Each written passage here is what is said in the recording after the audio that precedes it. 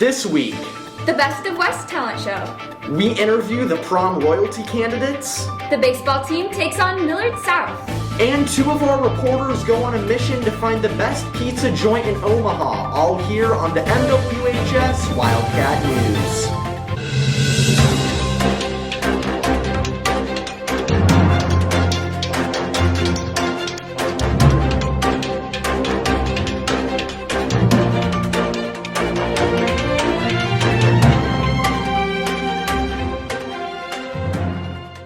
Good morning, Wildcats. I'm Edison Geiler. And I'm Jenna Reynolds. For our first story this week, audiences in the auditorium got a treat Tuesday night when they watched the Best of West talent show.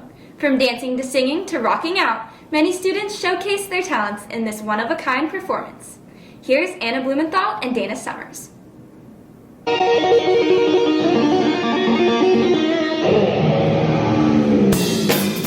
On Tuesday, April 13th in the auditorium, Tri-M Honors Music Society held their annual Best of West talent show. The money raised at this event was donated to Special Musicians, a non-profit organization connecting kids with special needs through music.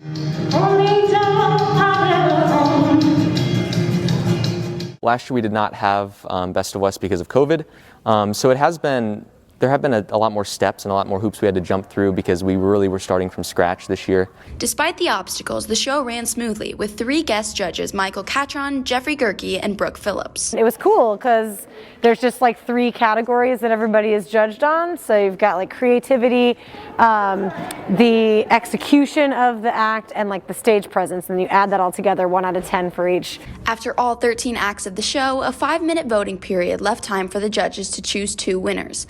Audience members were also able to cast 2 votes for their favorite performances during this time. The judges' choice ended in a tie between senior AJ Jackson for her original song on ukulele and senior Chelsea Abels for her violin performance.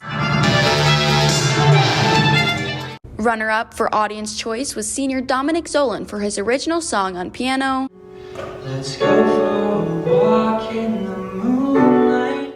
And first place audience choice were juniors Nolan Nemitz and David Hodges for their performance of their original song on guitar and drums. We've been working on this song for like a good 3 months now. We've been writing it and recording it. It's just like the natural choice, and we've been just practicing it like all the time basically. By the end of the night, around $400 was raised to donate to the special musicians so they can expand and purchase new instruments. Additionally, the event showcased the wide variety of talents that exist in our school. This has been Anna Blumenthal and Dana Summers with the MWHS Wildcat News.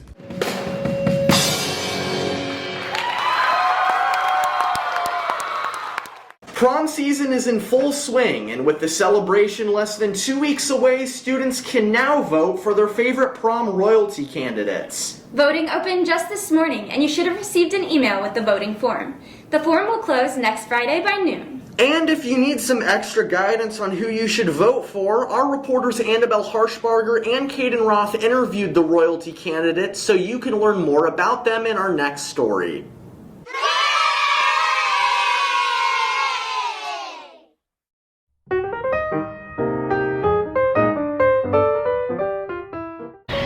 North America, South America, Europe, Asia, Antarctica. No. Africa. Africa. Is that the only one we missed? Asia, Africa. Wait, there's one more. Wait, did you say Asia? Yeah. Okay. North America. Europe. No. Oh, Europe. And Europe too. Okay, yeah, that's a song. Can you name all 7 continents? Yeah. Go ahead. Okay. Africa, Asia, Australia, North America, South America. What am I missing? I don't know. I'm missing 2, I think. Europe, and Antarctica.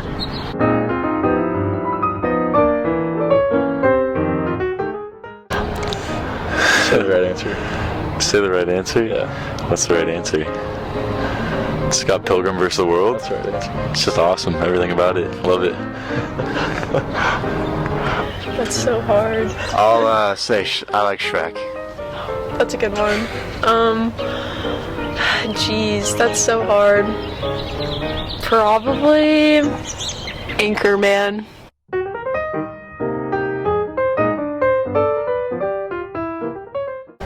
I think I would say potatoes because they're so versatile. Like, you can do anything with a potato and it tastes good. That's fair. I'd probably say pizza for a similar reason. You can do pretty much anything with it. Mac and cheese or cookie dough. Probably cucumbers.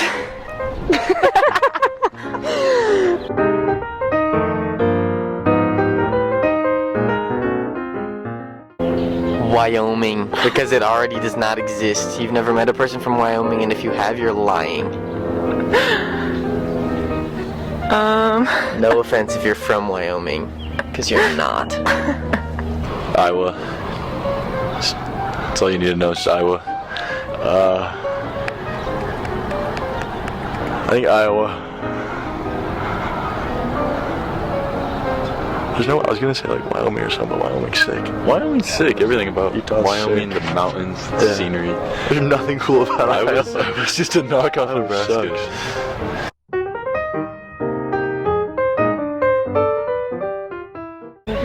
Yeah, I'll take this one. I usually go with like a spoon of peanut butter and maybe a bagel too. I usually go with Cheez-Its. Definitely pizza. Ramen noodles without the seasoning.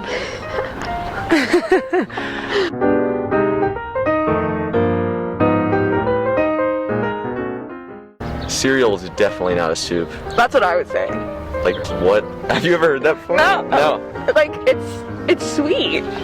Yeah. Not savory. No. Now, the hot dog argument, I think, is more, I don't know, I could see both ways. Yeah. And also, like, cereal gets soggy. Soup, noodles, and things don't get, like, soggy. No. Science. Cereal is not a soup, nor is hot dog a sandwich. I'd give hot dog more sandwich than cereal is soup. But neither of them.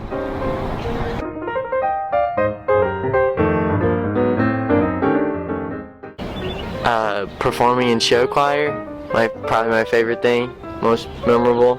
Yeah, I was gonna say that too. So, pretty basic, but definitely show choir. My favorite memory from high school would definitely have to be just going to QT every day. My QT, I do have to say, is the best. Shout out to Mr. Hilburn for having the best QT possible. My favorite high school memory would probably be sports and just the community around Millard West. It's been a lot of fun.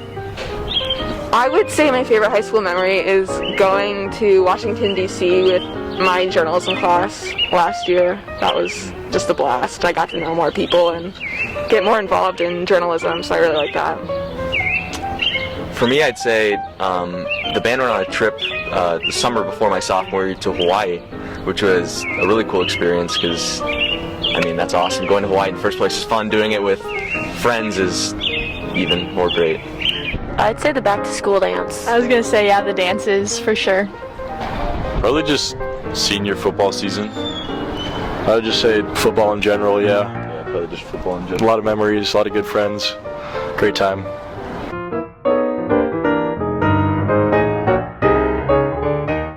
Kicking off sports this week, student athletes signed their letters of intent Wednesday morning in Wildcat 1. Students from all different sports signed their letters, including seniors Isabel Berlin, Caitlin Dickmeyer, Ryan Larson, Carson Meyer, Caden Tuba, Colton Wunderlich, Idel Wastapol, and Carter Betts, whose team recently played the night before. Cleats tore through dirt and turf as the baseball team took on the number 1 ranked Millard South Patriots on Tuesday night. The Wildcats won by a score of 4-0 behind junior Jackson Cahoy's dominant performance on the mound. And here with more details about the Battle of Q Street matchup are Miguel Perez-Reyes and Tenley Wright. The Millard West baseball team faced off in the Battle of Q Street against their rivals, the Millard South Patriots. This game was big since the Wildcats hadn't played them since their state championship win almost 2 years ago. The big story of the game was strikeout after strikeout after strikeout. Pitcher Jackson Cahoy ended his complete game with 11 strikeouts and only 1 hit, and Patriots junior pitcher Braden Sweet pitched 5 innings with 5 strikeouts, 4 hits, and only 1 earned run allowed. I mean, we were just out there playing baseball like we know how to play. I mean, we took extra ground balls, extra fly balls, just got ready for the team, and we just knew we had to back each other up, and no matter what, we were still going to be with each other. On the offensive side of the ball, the game was left scoreless by the bottom of the 6th inning. With 1 out, that brought up Ty Cobb with 2 men on base. He hit a bomb to right field, which brought Corbin Hawkins to score the first run of the game. So I just walked up there, and I was looking for that fastball over the plate, and, he gave it to me right down the middle, so I took advantage of that, and I smoked one down the line. I just tried to have fun with it. I walked up there with a smile on my face and see what I could do for my team to help us win. Wildcats would score 3 more runs to upset the number 1 team in the state, 4-0. Hitting-wise, we had some chances early, but we were able to keep them from scoring. And then later in the game, once we scored that first run, it just seemed like kind of opened the floodgates. So overall, I was really happy with all aspects of the game that we played for the most part. The Wildcats now look to make a statement in the Metro Tournament this weekend. For the MWHS Wildcat News, this has been Miguel Paredes Reyes and Tinley Wright. We mentioned earlier how prom voting just opened, but today ends when seniors can send pictures to mwseniors21@gmail.com. If any seniors still want to send pictures by the end of the day today, they will be featured in the senior video that will play at the senior dinner and graduation. You're encouraged to turn them in as early as you can today. And in other news this week, 2 of our reporters went on an in-depth mission, traveling to many places all around Omaha. The task at hand, figuring out which pizza restaurant reigns supreme in the city. From Godfather's to Casey's to Mama's, Evan Vaslow and Joseph Ebmeyer collected research to decide the best pizza joint in town. Take a look. With a plethora of pizza places in Omaha, there's been fierce debate over which pizza is the best. Joe Ebmeyer and I set out to settle the debate. The first pizza we tried was Godfather's. It had a very flavorful and soft crust with crispy pepperoni. However, it was disappointingly oily. I gave it a 7, and Joe gave it an 8 for an average of 7.5. Next, we tried Casey's. Based on experience, our expectations were high, but the dry pizza with barely noticeable sauce was a letdown. I gave it a 6.5, and Joe gave it a 7.5 for an average of 7. While Mama's didn't look appetizing, the savory cheese and fresh tomato sauce were a pleasant surprise. I gave it an 8, and Joe gave it an 8.5 for an average of 8.25, putting it in first place so far. Next, we tried Oscar's. While the fantastic cheese and sweet sauce were the most notable at first, the crust came through as the subtle star of the show. We both gave it a 9, ending Mama's short run in first place. After Oscar's, we tried Orsi's Italian Bakery and Pizzeria. The thick crust, rich cheese, and fresh sauce caught our attention right off the bat. However, it was the herby seasoning that took Orsi's to the next level, earning it a 9.5 from both Joe and myself, putting it in first place. At Pizza West, the crust was the highlight. Unfortunately, that was all the pizza had going for it. The cheese was subpar, and the pizza seemed undercooked. This landed Pizza West towards the bottom of the list, with a 7.5 from me and a 7 from Joe, for an average of 7.25. Throughout our search, we ate some fantastic pizzas, and some disappointing ones. And while this is far from a comprehensive list of all of Omaha's pizza, the clear winner of our search was Orsi's, which garnered an average rating of 9.5. This has been Evan Vaslow and Joe Ebmeyer for the MWHS Wildcat News. Thank you, Evan and Joe, and that wraps up our stories for this week. For daily content, you can check out our online website and follow us on social media. And if you enjoyed these stories and want to see more, you can watch our previous broadcasts. For the MWHS Wildcat News, this has been Jenna Reynolds and Edison Geiler.